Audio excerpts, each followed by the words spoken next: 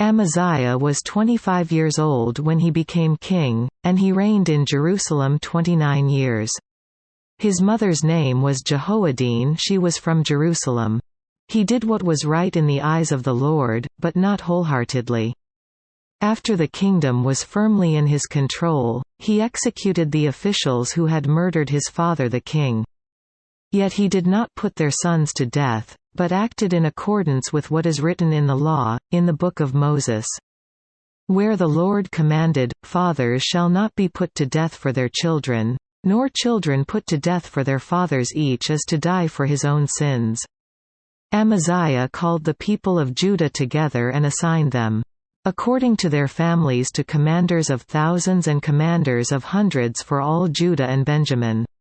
He then mustered those 20 years old or more and found that there were 300,000 men ready for military service, able to handle the spear and shield. He also hired 100,000 fighting men from Israel for 100 talents of silver. But a man of God came to him and said, "O king, these troops from Israel must not march with you, for the Lord is not with Israel, not with any of the people of Ephraim.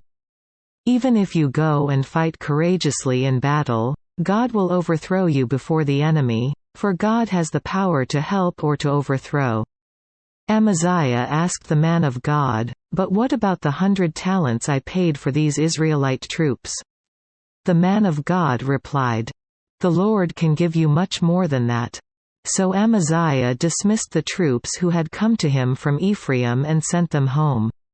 They were furious with Judah and left for home in a great rage. Amaziah then marshaled his strength and led his army to the Valley of Salt, where he killed 10,000 men of Seir. The army of Judah also captured 10,000 men alive, took them to the top of a cliff and threw them down so that all were dashed to pieces.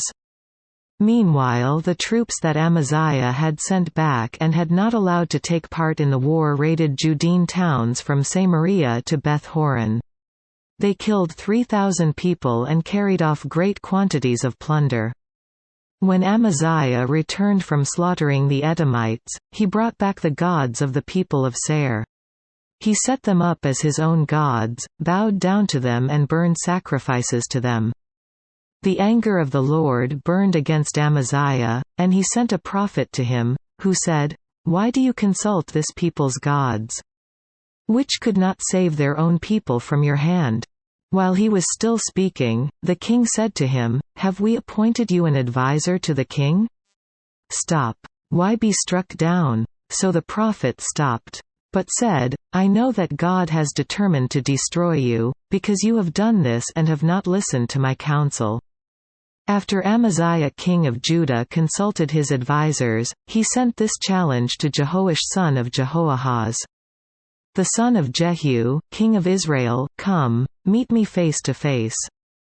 But Jehoash king of Israel replied to Amaziah king of Judah, "A thistle in Lebanon sent a message to a cedar in Lebanon, 'Give your daughter to my son in marriage.' Then a wild beast in Lebanon came along and trampled the thistle underfoot. You say to yourself that you have defeated Edom, and now you are arrogant and proud. But stay at home. Why ask for trouble and cause your own downfall and that of Judah also?" Amaziah, however, would not listen, for God so worked that he might hand them over to Jehoash, because they sought the gods of Edom. So Jehoash king of Israel attacked. He and Amaziah king of Judah faced each other at Beth-shemesh in Judah. Judah was routed by Israel, and every man fled to his home. Jehoash king of Israel captured Amaziah king of Judah, the son of Joash, the son of Ahaziah, at Beth-shemesh. Then Jehoash brought him to Jerusalem and broke down the wall of Jerusalem from the Ephraim gate to the corner gate, a section about 600 feet long. He took all the gold and silver and all the articles found in the temple of God that had been in the care of Obed-Edom, together with the palace treasures and the hostages, and returned to Samaria. Amaziah son of Joash king of Judah lived for 15 years after the death of Jehoash son of Jehoahaz king of Israel. As for the other events of Amaziah's reign, from beginning to end, are they not written in the book of the kings of Judah and Israel? From the time that Amaziah turned away from following the Lord, they conspired against him in Jerusalem. And he fled to Lachish, but they sent men after him to Lachish and killed him there. He was brought back by horse and was buried with his fathers in the city of Judah.